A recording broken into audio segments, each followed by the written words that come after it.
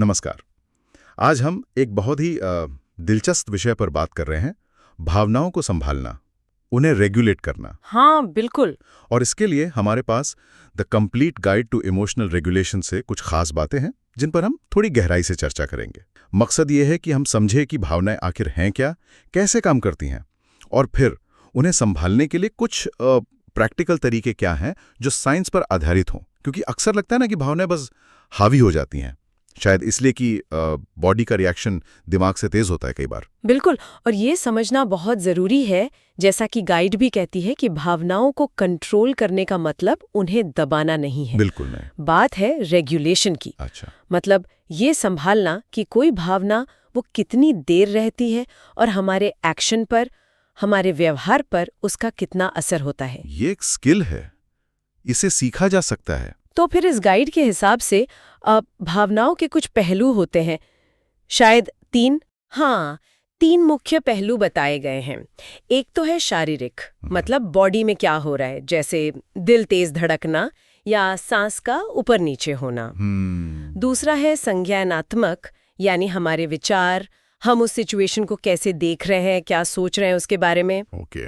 और तीसरा है व्यावहारिक, कि हम असल में करते क्या है, हमारा रिएक्शन क्या होता है। ठीक है, शारीरिक, संज्ञानात्मक और व्यावहारिक। हाँ, और गाइड एक बहुत अहम बात पर जोर देती है कि जब कोई बहुत तेज भावना महसूस हो, गुस्सा हो या चिंता हो, तो सबसे पहला, सबसे जरूरी कदम है कुछ भी करने से पहले बस एक पल रुकना। हाँ, बस रुक जाना। गाइड में जैसे दस्तक गिनने की सलाह है, या फिर वो एक खास ब्रीदिंग टेक्निक है 4-7-8 वाली। 4-7-8 वो क्या है? वो है 4 सेकंड तक सांस अंदर लेना, फिर 7 सेकंड तक उसे रोक कर रखना। 7 सेकंड रोकना, ओके। हाँ, और फिर 8 सेकंड लगाते हुए धीरे धीरे सांस बाहर छोड़ना। अच्छा, लेकिन ये रुकना या ये सांस लेना, ये काम कैसे करता है?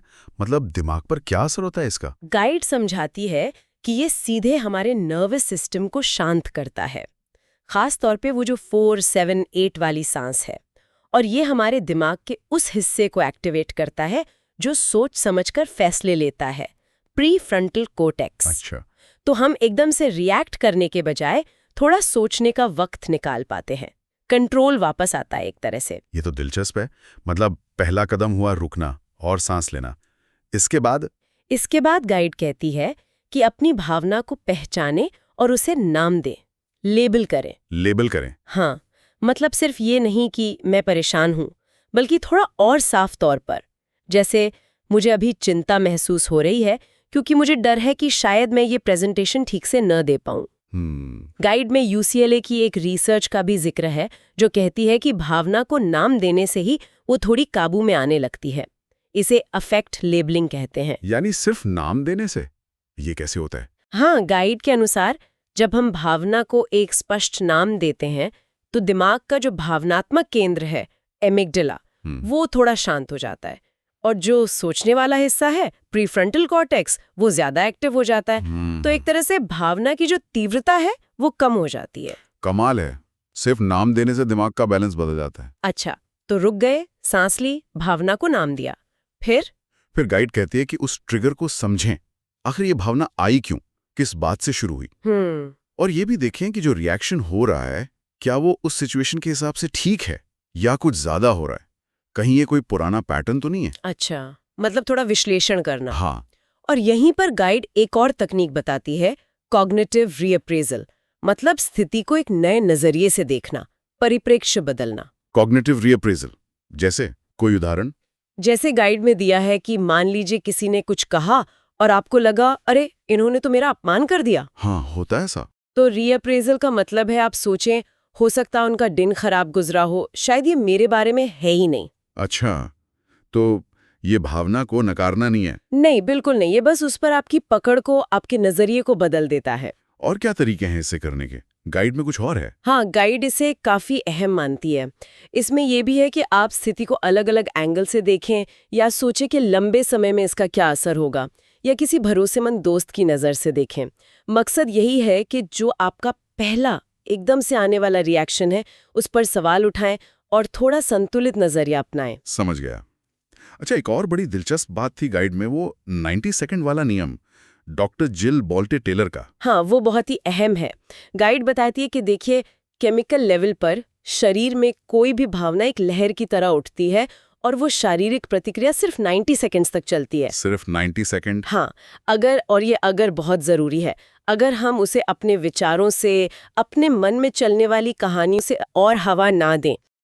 मतलब वो जो फीलिंग आई, अगर हम उसे बस महसूस करें और जाने दें, बिना उस पे कहानी बनाए कि मेरे साथ ही ऐसा क्यों होता है या आदमी हमेशा ऐसे करता है, तो वो शारीरिक सेंसेशन 90 सेकंड में खत्म हो जाएगी। दिक्कत तब होती है जब हम उस भावना से जुड़ी सोच को, उस कहानी को बार बार दोहराते रहते हैं, तब वो 90 सेकंड कभी खत्म ही नहीं होते। तो इसका मतलब ये हुआ कि शायद हम ये कंट्रोल ना कर पाएं कि हमें कैसा महसूस हो रहा है, वो पहली लहर तो आएगी ही। हाँ, शायद वो पहली लहर नहीं, लेकिन हम उस भावना के साथ आगे क्या करते हैं, उसे कितनी देर तक पकड़े रखते हैं, उसको कितनी हवा देते हैं, इस पर हमारा कंट्रोल ज्यादा है। बिल्कुल से। कंट्रोल महसूस करने में उतना नहीं है जितना उस पर प्रतिक्रिया करने में और उसे बनाए रखने में है। तो फिर इस सारी बातचीत का और इस गाइड की सिखाई बातों का निचोड़ क्या है, सार क्या है? सार यही है कि भावनाओं पर काबू पाने का मतलब भावनाहीन या पत्थर बनना नहीं है। हाँ, बल्कि भावनात्मक रूप से ज्यादा समझदार, ज्यादा मजबूत बनना है।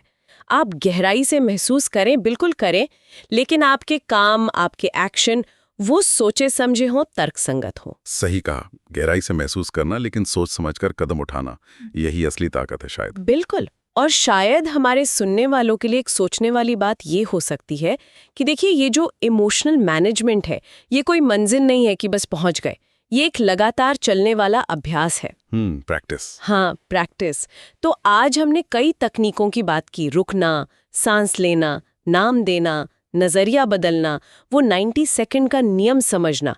इनमें से कोई एक तकनीक कौन सी हो सकती है जिसे वो अपनी रोज की जिंदगी में शामिल करने की कोशिश कर सकते हैं, ताकि धीरे धीरे उनका भावनात्मक लचीलापन, वो रेजिलियंस बढ़ सके? बहुत अच्छा सवाल है सोचने के लिए।